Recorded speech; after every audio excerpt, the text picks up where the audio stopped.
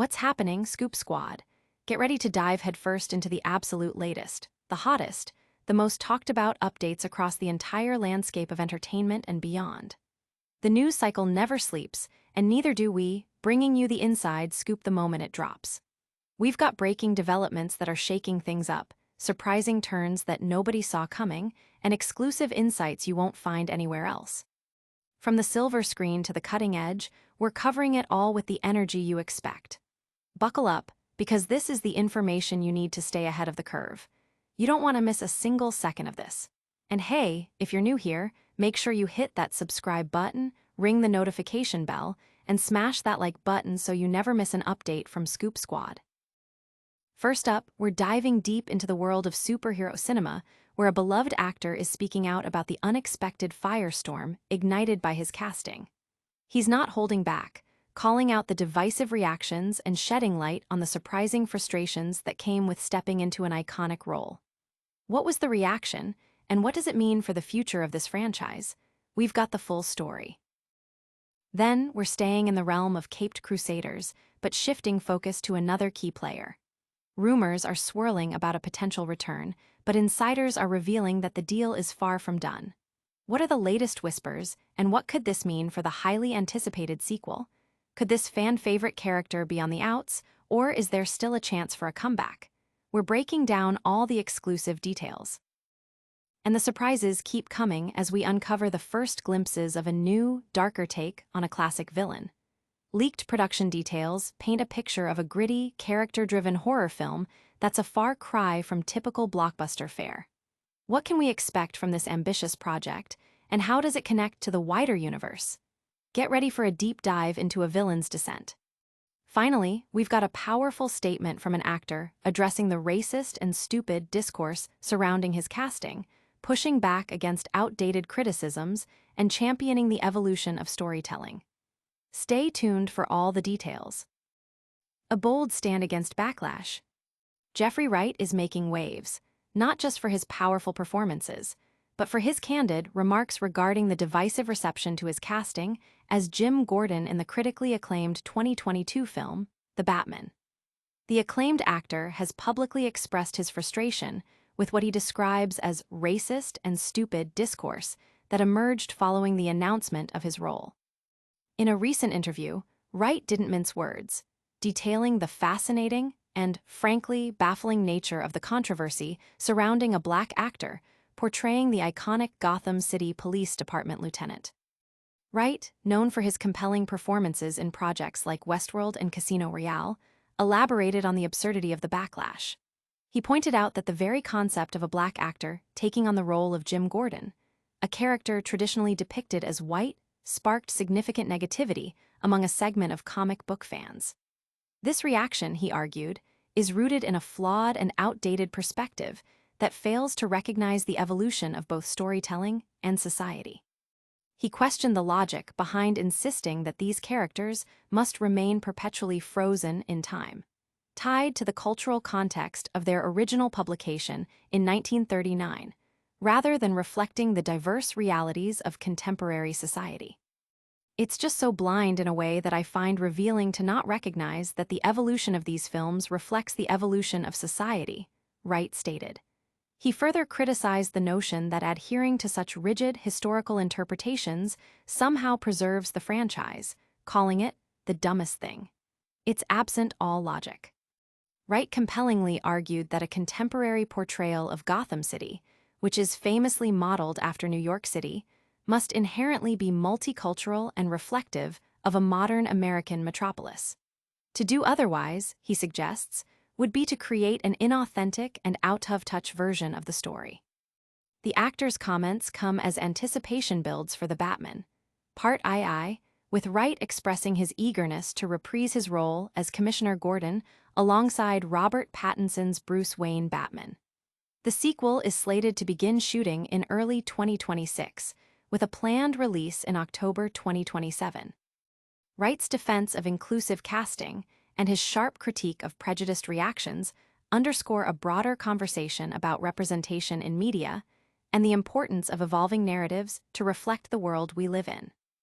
His willingness to confront the negativity head-on not only validates the experiences of marginalized communities, but also champions a more inclusive and forward-thinking approach to beloved fictional universes. Fans have largely rallied behind Wright, celebrating his powerful performance and his articulate stance against bigotry. The conversation continues to highlight the ongoing need for diverse representation and the rejection of prejudiced gatekeeping in entertainment. But the story of the Batman's future doesn't end there. What does this mean for another fan-favorite character's potential return? Catwoman's cryptic future, a sequel's slippery slope. As the wheels turn for the highly anticipated The Batman Part II, a significant question mark hangs over the potential return of Zoë Kravitz as the enigmatic Selina Kyle, also known as Catwoman. While the studio is reportedly keen to have the actress reprise her acclaimed role, insider reports suggest that Kravitz is not yet under contract, and the window for her involvement is gradually closing. This developing situation has sent ripples of speculation through the fanbase, eager to see the dynamic between Batman and Catwoman reignited. Sources close to the production have exclusively revealed that as of now, only Robert Pattinson, reprising his role as the Caped Crusader, has officially signed a contract for The Batman Part II. This leaves Kravitz's participation in a state of flux, with a significant number of casting and production decisions still pending before the film's planned January 2026 shoot. The report indicates that while Kravitz has been approached, she is reportedly not rushing to commit, hinting at a complex decision-making process for the actress. Several factors appear to be influencing Kravitz's deliberation. The insider notes that the 36-year-old actress has a packed professional schedule, juggling multiple acting opportunities. Furthermore, she harbors ambitions to step behind the camera and direct again, suggesting a strategic consideration of her career trajectory. The source posits that if Kravitz is motivated to return as Catwoman, she has the power to make it happen. However, there's an underlying sentiment that she might be playing a more guarded hand, adopting a too-cool-for-school approach, and is not inclined to engage in the typical studio schmoozing. This independent spirit, while admired, could be a hurdle in solidifying her role in the sequel. Kravitz's initial casting as Catwoman in the 2022 The Batman reportedly came with relative ease. However, the landscape for the sequel appears to be different, with the expectation that she might need to actively campaign for the part if she wishes to return. This shift suggests a more business-oriented negotiation this time around. The insider further commented on Kravitz's perceived attitude towards the role, stating, "If Zoe isn't invited to the party for a second time, it won't be a big deal for her." This sentiment echoes the independent nature of her character, implying that her involvement is contingent on her own desires rather than external pressure. This stance is even reportedly understood and supported by Robert Pattinson, who, according to the source, shared a similar perspective during his time in the Twilight franchise. This unfolding narrative adds a layer of intrigue to the production of The Batman Part II. Will Kravitz find the right balance between her existing commitments and the allure of Gotham's most captivating anti-heroine? The coming months will likely reveal whether the iconic Catwoman will grace the screen once more, or if her chapter in this iteration of Batman's story has reached its conclusion. While the fate of one Gotham resident remains uncertain, another is undergoing a dramatic and visually striking transformation. Get ready for a villain's origin story unlike any you've seen before. Body horror and budget cuts, the unsettling debut of Clayface. The DC Extended Universe is gearing up for a bold and unconventional addition to its slate, with the upcoming Clayface film, slated for a September 2026 release. This project is generating significant buzz not only for its focus on a lesser-explored villain, but also for the daring tonal direction DC Studios is pursuing. With a notably modest budget of $40 million, the film is eschewing the bombastic spectacle of typical superhero blockbusters in favor of a more intimate, disturbing, and character-driven approach, leaning heavily into body horror and psychological unease.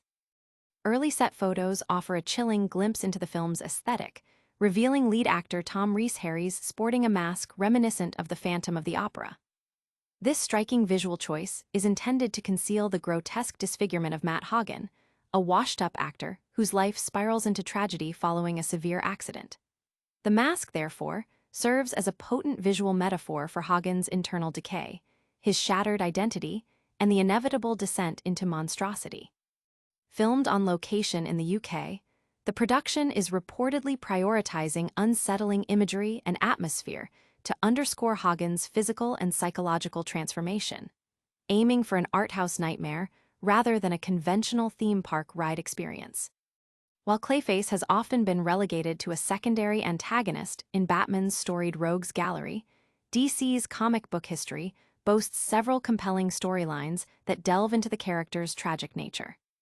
These narratives often portray Clayface not merely as a villainous force, but as a deeply flawed and pitiable figure, trapped in a perpetual cycle of self-destruction and fleeting moments of humanity. It appears that the filmmakers are drawing inspiration from these darker, more introspective comic arcs to imbue the 2026 film with a significant emotional core, focusing on the psychological torment and the complex motivations behind Hagen's monstrous alter ego. Intriguingly, the choice of Liverpool as a filming location, with its Gothic architecture, has fueled fan speculation about a potential crossover with Matt Reeves' The Batman universe. Some fans have pointed to similarities in the visual style and even the police uniforms used in the production as evidence of a hidden connection. However, this theory is largely dismissed by insiders, who attribute these similarities to practical considerations. Liverpool's inherent Gothic aesthetic provides a cost-effective stand-in for Gotham City's notorious atmosphere, and the police uniforms are noted to be standard designs that have appeared in numerous previous Batman adaptations.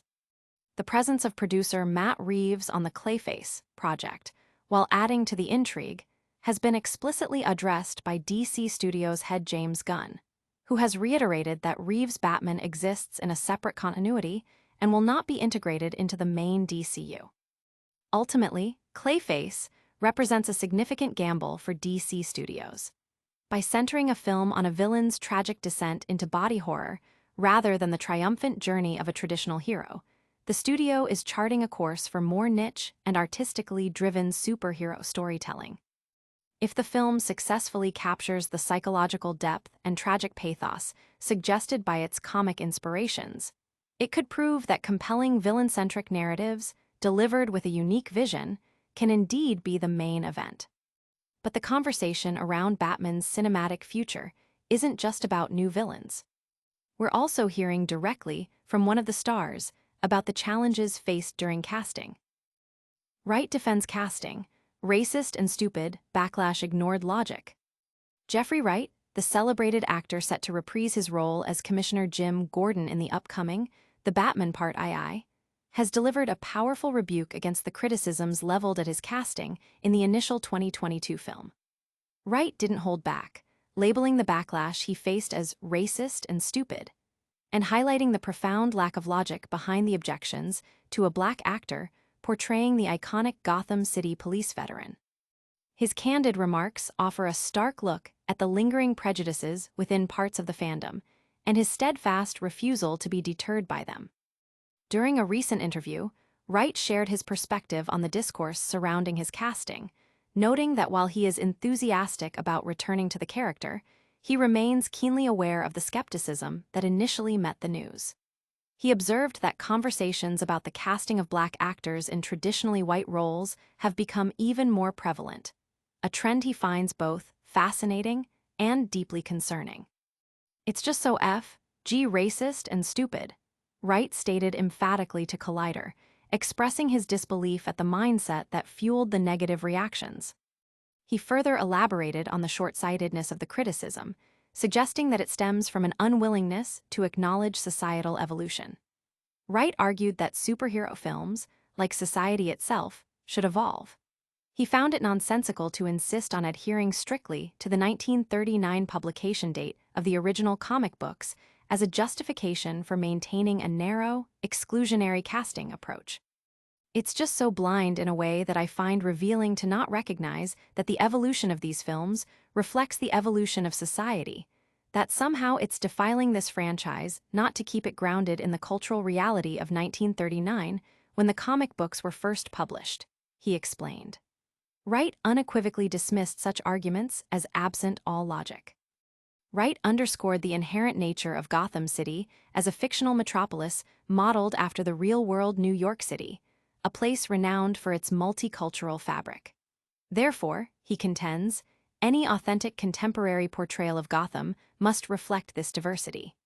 His defense of his casting is not just a personal stance, but an argument for a more inclusive and representative approach to storytelling in popular media.